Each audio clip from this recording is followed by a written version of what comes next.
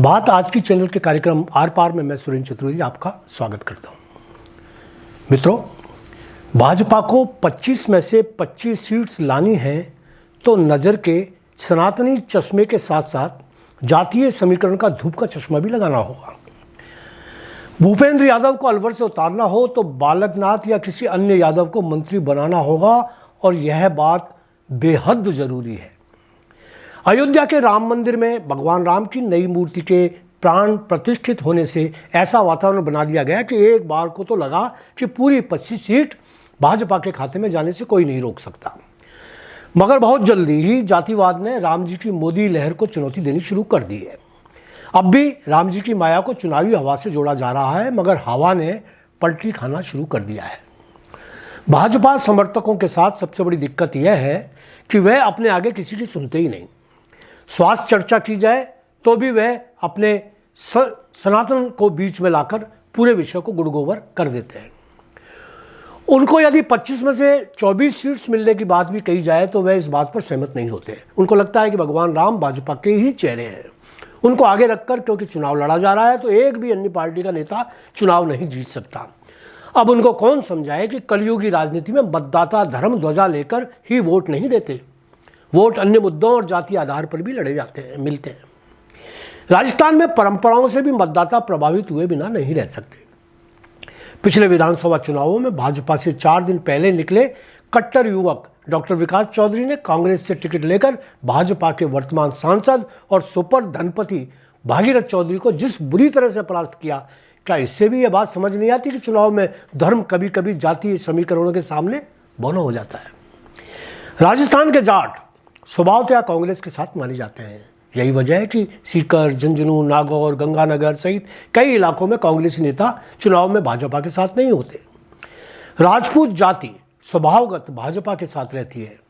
मुस्लिम और दलित समुदाय कांग्रेस के साथ होता है। यही बात मीणा, गुजर, ब्राह्मण, वणिक और रावतों के साथ भी लागू होती है। सबकी अपनी अपनी पार्टियां हैं, अपने अपने झुकाव।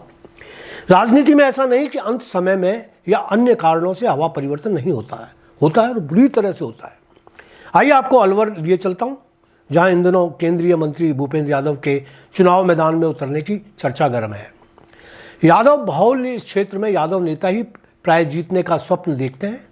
इस बार बाबा बालकनाथ ने सांसद पद छोड़कर विधायक का चुनाव लड़ा, जीते भी, मुख्यमंत्री की दौड़ में भी रहे और फिर मंत्री भी नहीं बनाए गए। बेचारे उत्तर प्रदेश के योगी से चिपके होने का खामियाजा उठा गए। अब यहाँ साफ कर दूं कि यदि बाबा बालकनाथ को लोकसभा चुनाव से पहले मंत्री नहीं बनाया गया तो भूपेंद्र यादव का चुनाव जीतना इतना मुश्किल हो जाएगा कि भाजपा के पसीने में आ जाएंगे। बात यह नहीं कि बालकनाथ उस क्षेत्र में इतने प्रभावशाली हैं कि यादव उनकी झोली में बैठे हुए हैं। बात बल्कि यह है कि राजस्थान में एक भी यादव को मंत्री नहीं बनाया गया। जिसे बनाया जा सकता था उसे भी कुछ और बना दिया गया। जो बेकदरी बालकनाथ की, उसके बाद भूपेंद्र यादव का अलवर से उतरना खतरे से खाली नहीं। राजस्थान में किसी न किसी यादव समुदाय के वर्ग के किसी नेता को निश्चित रूप से बहुत जल्दी कुछ न कुछ मंत्री पद दिया जाना जरूरी हो गया है। राजस्थान भाजपा में कोई सर्वमान्य जाट नेता का न होना भी इस पार्टी के लिए 25 सीटों वाले फार्मूलों के लिए खतरे की घंटी है।